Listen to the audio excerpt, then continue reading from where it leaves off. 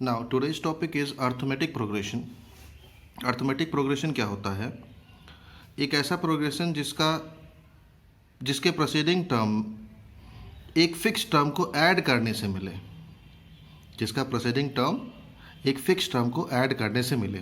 मान लीजिए कि कोई एक प्रोग्रेशन है हमारे पास जिसका फर्स्ट टर्म ए है, तो अब फर्स्ट टर्म तो वही रहेगा, लेकिन ए का प्रोसीडिंग टर्म क्या हो, यानी आगे का एक टर्म क्या हो, कोई एक फिक्स डिजिट ऐड करने से मिले। जैसे यहाँ आप देख रहे हैं, मान लीजिए फिक्स डिजिट जो हम जिस फिजिक्स डिजिट की बात कर रहे हैं वो डी है, तो नेक्स्ट टर्म क्या हो आपका, इस फर्स्ट टर्म में जब हम वो फिक्स डिजिट ऐड करें तो मिले, यानी ए प्लस डी मिले। अब इसके बाद का प्रोसीडिंग टर्म क्या हो, इस ए प्लस डी में फिर से यही फिक्स डिजिट ऐड कर दें, ठीक है, तो ए प्लस टू डी हो जाएगा, ये मिले हमें। या फिर अब ये जो थर्ड टर्म आया है इसका प्रोसीडिंग टर्म यानी फोर्थ टर्म क्या हो, जब इसी डिजिट में हम फिर से वही फिक्स डिजिट ऐड कर दें, तो इस प्रकार की जो सीरीज़ मिलेगी वो अर्थमेटिक प्रोग्रेशन होगा। ये भी कह सकते हैं कि एक फिक्स डिजिट माइनस करने पे जो सीरीज मिलेगी वो भी आपका अर्थमेटिक प्रोग्रेशन होगा। जैसे फिक्स डिजिट डी है तो ए फर्स्ट टर्म हुआ तो सेकंड डिजिट आपका ए माइनस डी हो जाए सेकंड टर्म, थर्ड टर्म हो जाए A minus two D, fourth term हो जाए A plus A minus three D, इस तरह से भी मिले तो वो भी क्या होगा, आपका अर्थमेटिक प्रोग्रेशन होगा। अब यहाँ आप देख रहे हैं कि जो फर्स्ट टर्म है ये ए है, तो टर्म वन कितना है, ए है। टर्म टू कितना है, A plus D. Term three कितना है, A plus two D. Fourth term क्या है, A plus three D.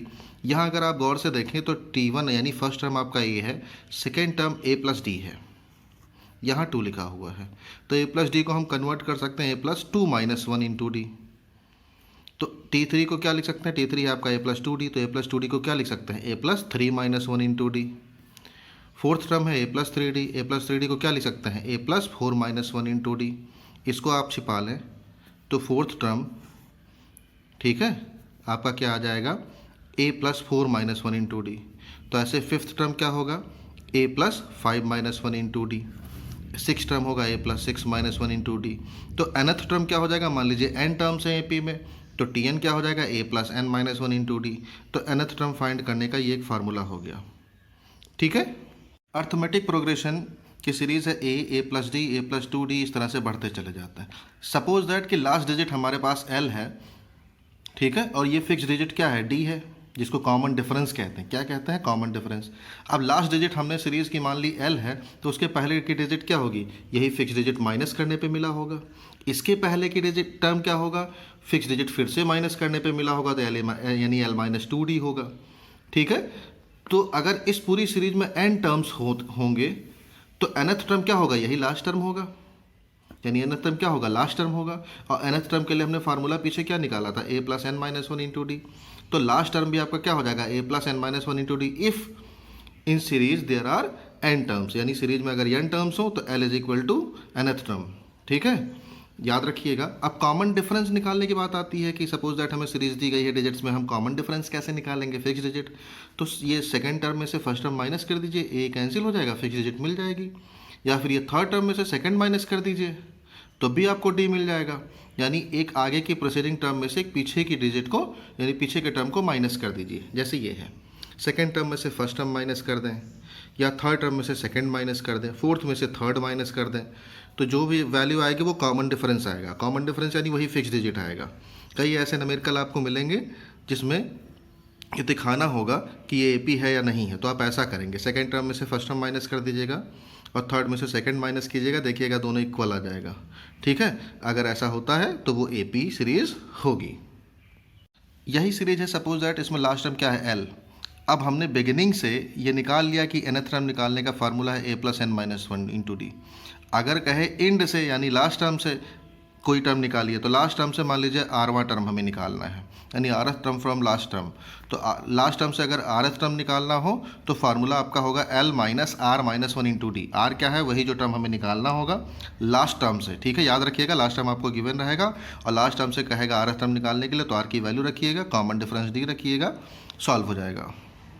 Some of N terms, यानी अर्थमेटिक प्रोग्रेशन हमें दिया है ए, सेकेंड टर्म ए प्लस डी, फिर ए प्लस टू डी, इस तरह से।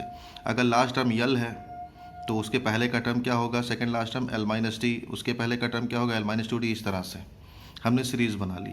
और सपोज दैट हमने मान लिया है कि इसमें एन टर्म्स हैं, ठीक है, तो एस एन की वैल्यू ये पूरी आ गई। एस एन का मतलब ये होगा कि सभी टर्म्स को हमने ऐड कर दिया है, यानी सम निकाल लिया है इन टर्म्स का। अब इसी को अगर हम रिवर्स करके लिख दें, यानी लास्ट डिजिट पहले लिख दें फिर सेकंड लास्ट लिखें, यानी रिवर्स करते लिखते चले आए, कोई फ़र्क पड़ेगा नहीं, सम उतना ही आएगा। ठीक है, चाहे आप सम उतना ही आएगा, चाहे आप रिवर्स करके डिजिट को सम कीजिए, चाहे वही डिजिट रखिए। अब हमने लिख लिया, ऊपर नीचे लिख लिया, अब दोनों को ऐड कर देते हैं।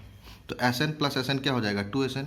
यहाँ हम ऐड करेंगे तो a प्लस एल आ गया, इसको ऐड करेंगे d माइनस डी कैंसिल, यानी a प्लस यहाँ से भी आ जाएगा, यहाँ 2d minus 2d cancel, a plus L यहाँ से भी आ जाएगा, यानी सभी टर्म में a plus L a plus L a plus L आएगा आपका कितने टर्म तक, n टर्म्स तक, जितने टर्म्स होंगे आपके सीरीज़ में। तो a प्लस एल आया है आपका n टर्म्स तक, n टर्म्स तक a प्लस एल अगर आप ऐड करेंगे तो n से मल्टीप्लाई हो जाएगा, n into A plus L आ जाएगा। तो 2SN is equal to n into A plus L आया, तो SN इज इक्वल टू कितना आ जाएगा, 2 को ट्रांसपोज करेंगे n/2 into A plus L आ जाएगा। l क्या है, लास्ट टर्म है। अगर सीरीज में n टर्म्स हो तो हमने पीछे पढ़ा है कि l की वैल्यू क्या होगी, nth टर्म होगा। nth टर्म का formula a plus n minus 1 into D, हमने वैल्यू पुट कर दी l की, तो फार्मूला आ गया SN is equal to n/2 into 2a plus n minus 1 into D. ये अर्थमेटिक प्रोग्रेशन में टर्म्स का सम निकालने का फार्मूला है। ठीक है, अगर लास्ट टर्म गिवन हो तो आप ये लगा सकते हैं, लास्ट टर्म नहीं दिया है, कॉमन डिफरेंस फर्स्ट टर्म दिया है, तो आप ये लगा सकते हैं। To find if there sum is given, suppose that कि SN की वैल्यू आपको क्वेश्चन में दे दी गई कि SN इज समथिंग, ठीक है, कुछ भी दे दिया गया। सपोज दैट कि एज एग्जांपल कि SN की वैल्यू आपको दे दिया गया 7n माइनस 4, 7n माइनस 4। तो अब n की वैल्यू आप पुट करते जाइए। n की वैल्यू पुट करते जाने का मतलब ये हुआ, मान लीजिए SN की वैल्यू 7n माइनस 4 दिया है, तो n की वैल्यू पुट करते जाने का मतलब ये हुआ S1 निकालिए, S2 निकालिए, S3 निकालिए, S4 निकालिए।